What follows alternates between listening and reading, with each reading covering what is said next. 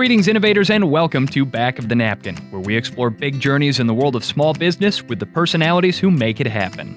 And welcome back to another of these short segments that we've taken to calling Friday Fails. I'm Dusty Weiss, along with Stephanie Davis. And Steph, we're doing this segment because failure is very much stigmatized in the world of business. We think that it's about time that changed.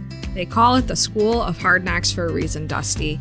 While it might not be fun to fall on your face, it's also very often the quickest way to learn an important lesson. And here at SurePayroll, we want to embrace the value of learning through failure, which is why we make a point of sharing stories like the one we have today. In episode 2 of this podcast, we were introduced to Maria Erna, who owns a holistic spa and grooming shop for dogs in Salem, New Hampshire. She was a lot of fun to talk to and had some great advice for small business owners as well. But she also shared a story from long before she launched WAG Grooming, Salon, and Spa. And I think it's safe to say she's got a degree from the School of Hard Knocks.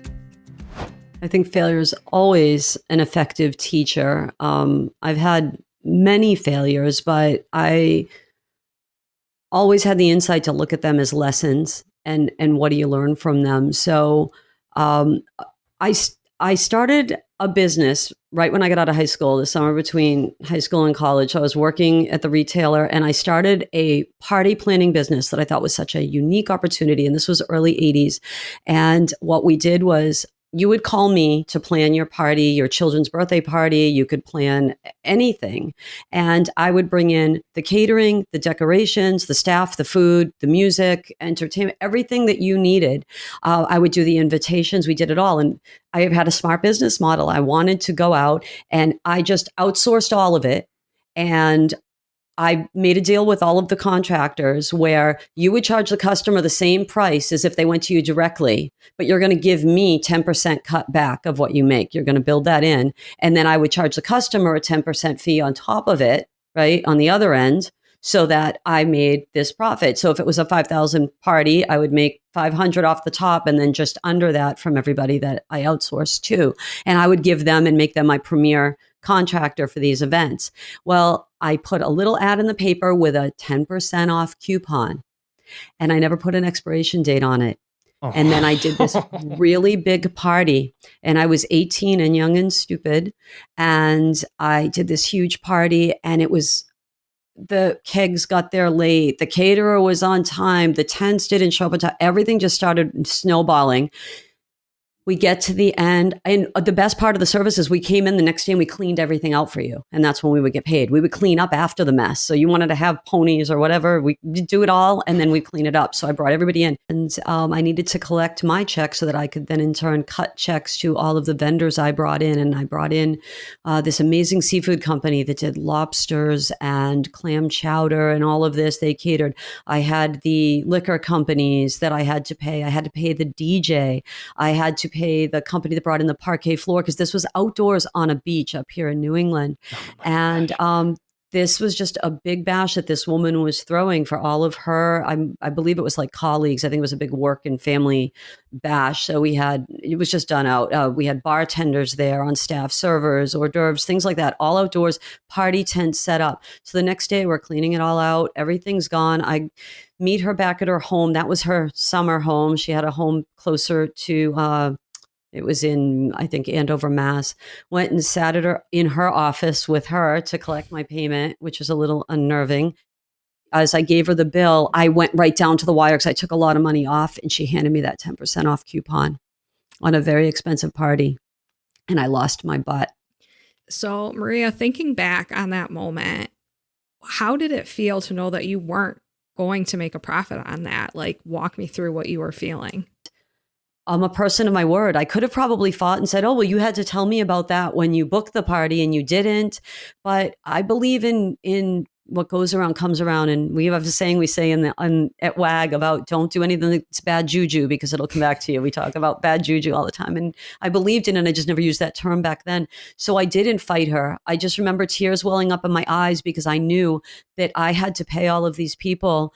And I'm about to take over it was, I think, about it was $15,000 party back in the 80s. You can imagine what a soiree it was.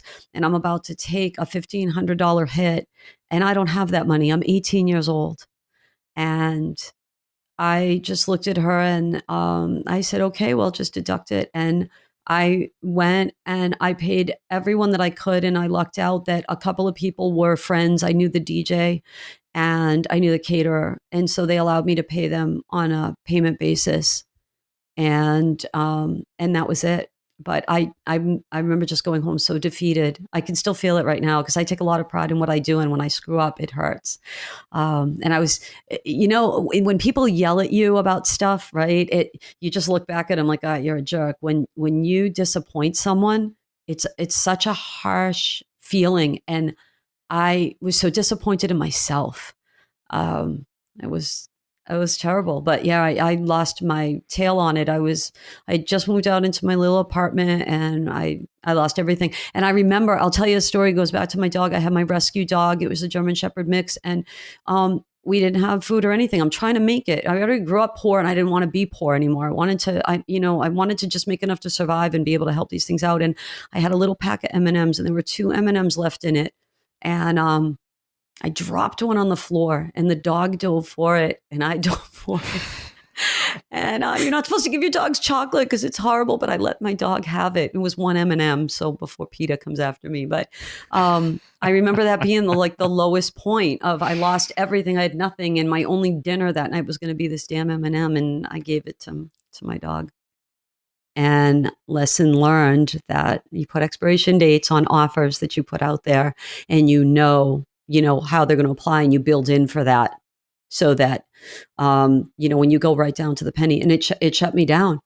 So that was probably one of my biggest ones that I learned a lesson from. And then, of course, later on, I learned when I had my marketing and consulting firm. When I started the year before September 11th happened, and everything was abundant, things were going great, and I had a staff.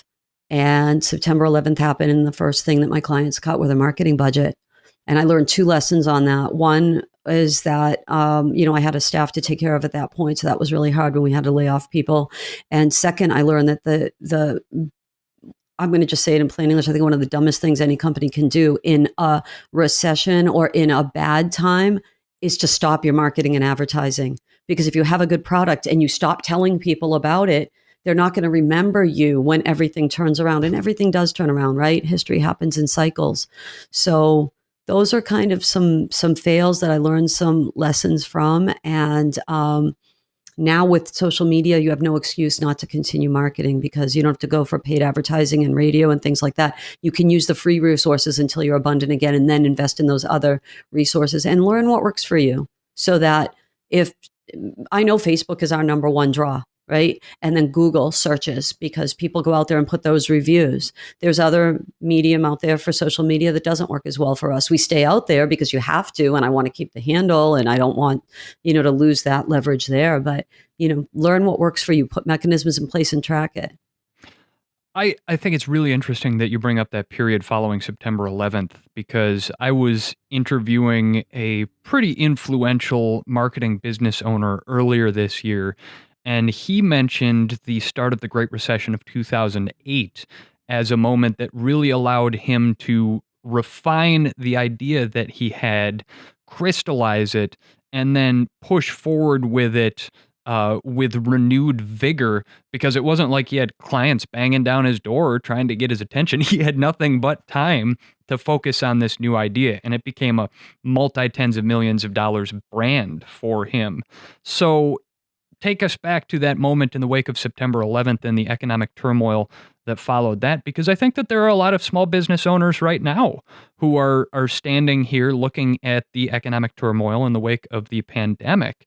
How did you take your idea for a small business at that stage in your career and really advance it in spite of the economic headwinds that you were facing? It's funny that you brought up 2008, and it ties together, because what happened in 2001 directly impacted me in 2008. At that point, I scaled down my consulting firm. I've always kept it. I've had it all those years since 2000. It's ME Management, Maria Erna Management, and I'll keep it forever, because I always find people that need help along the way, and I'll continue to do so. But after all of that kind of crumbled, I was fortunate enough to get a position with a real estate development company doing consulting for them. And they had just experienced the brunt of September 11th and they wanted some marketing. And I went in and did that. And one of the requirements of the job, and this was based out of Atlanta, was to get my real estate license. Didn't even know that was a thing. I always pictured real estate agents as old, whatever. I get my real estate license, learn about real estate law. I do the job well. I go into land development, learn all about acquiring land and how they develop subdivisions and shopping centers and things like that.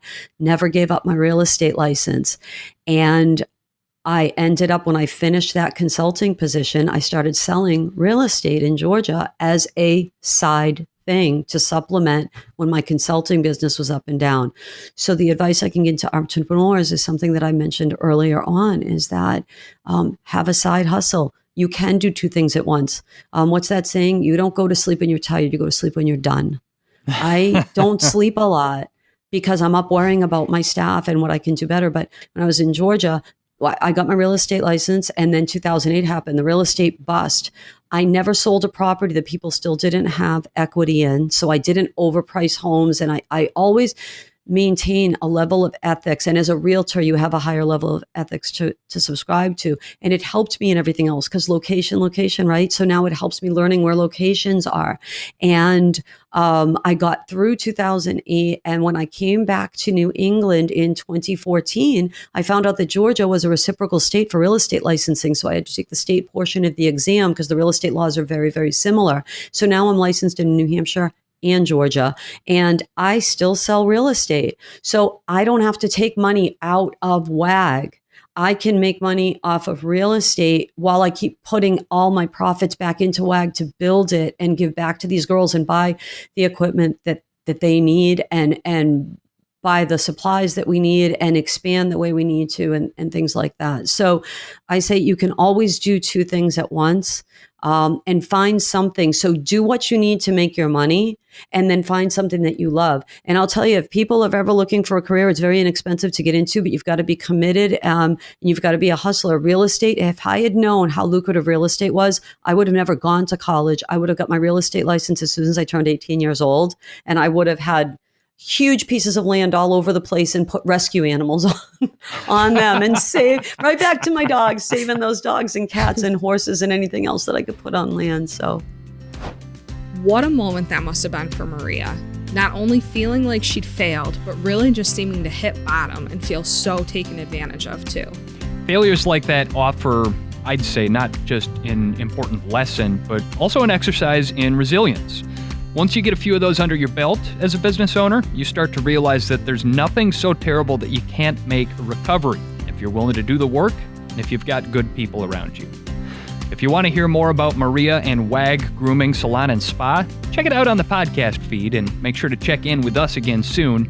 We'll have more full episodes and more Friday fails coming out on a regular basis.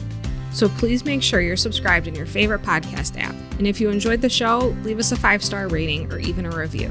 We would love to hear from you about any ideas you have for small business owners who we should be featuring on this show. Back of the Napkin is brought to you by SurePayroll, where small business is their business. From easy online payroll to 401k support and award-winning customer service, SurePayroll has been serving the payroll and business needs of small businesses for more than 20 years. Here on Back of the Napkin, our executive producer is my boss, SurePayroll's Carrie Streets. Co-producers are Kevin Aubrey, Ashley Peterson, and Dave Papa. And our production partners are PodCamp Media, where we provide branded podcast production services for businesses. Our editor and producer is Larry Kilgore III. So thanks for tuning in to Back of the Napkin. I'm Dusty Weiss. And I'm Stephanie Davis.